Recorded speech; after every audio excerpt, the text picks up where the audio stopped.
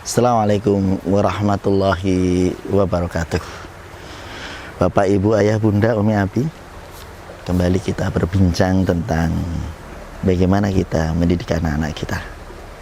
Konflik dalam kehidupan berumah tangga itu mesti ada, apalagi konflik antar anak kita. Pada kesempatan kali ini ingin saya sampaikan, tidak selamanya konflik itu negatif. Kadang-kadang konflik itu jadi asik. Kadang-kadang konflik itu bagian dari pendidikan yang ada di dalam keluarga kita. Jadi kalau ada konflik antar anak, itu belum tentu keluarga itu buruk, mungkin malah menjadi baik. Dan belum tentu kalau di dalam keluarga itu tidak ada konflik, itu baik. Bapak, Ibu, Ayah, Bunda, Umi, Abi yang dimuliakan oleh Allah Subhanahu wa Ta'ala, kita lihat ayam. Induknya, kemudian anak-anak ayam itu semakin besar, sudah mau agak dewasa begitu, masih kecil-kecil itu antara ayam satu dengan satunya itu mesti ada konflik, ya, ada pertarungan. Di situ ada ayam jantan dengan jantan apalagi begitu. Tapi bagaimana induk ayam itu membiarkan agar anak itu memiliki kemampuan untuk menyelesaikan konflik. Di keluarga kita pun juga demikian. Ada sebuah eksperimen kecil, Bapak, Ibu, Ayah, Bunda, bahwasanya ayah, orang tua yang akrab, sering bercengkrama dengan anak-anaknya, kemudian dekat dengan anak-anaknya, itu malah banyak terjadi konflik antar anak. Kenapa terjadi seperti itu? Mereka berebut untuk bisa dicintai oleh ayahnya, bisa akrab dengan ayahnya. Jadi ini malah keluarga baik, di situ ada konflik. Konflik itu asyik, konflik itu mendidik. Konflik itu menjadikan anak menjadi lebih kuat pada masa-masa yang akan datang. Jadi dalam kondisi-kondisi tertentu kalau ada konflik antar anak, kemudian ada sedikit berebut antar anak, begitu kita biarkan, asalkan tidak dalam kondisi yang sangat membahayakan.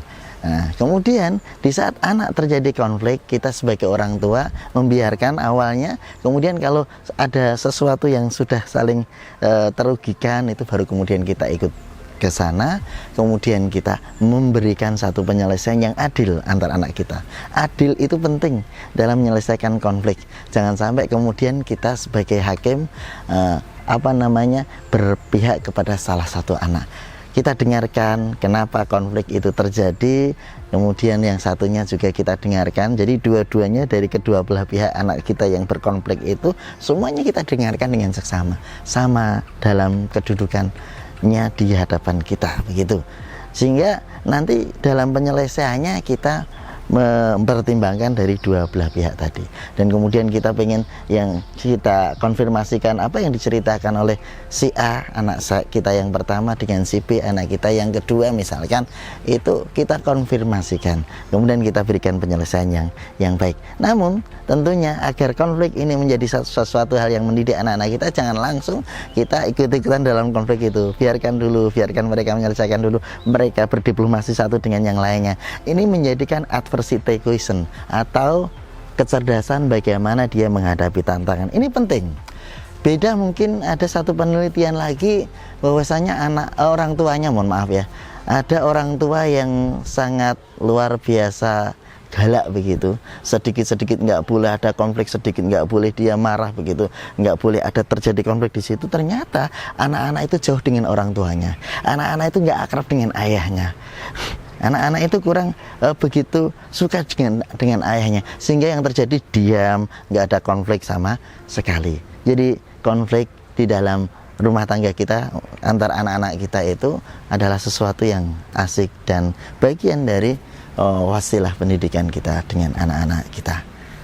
Bapak, Ibu, Ayah, Bunda, Umi, Abi, sehingga kita nggak boleh panik saat ada konflik. Yang perlu kita lakukan adalah kita tenang, kemudian biarkan konflik itu berjalan. Kalau itu tidak membahayakan, biarkan terus saja. Tapi kita tetap waspada. Kalau memang butuh penyelesaian kita, selesaikanlah dengan adil, dengan pikiran yang jernih, hati yang bersih. Insya Allah nanti akan barokah.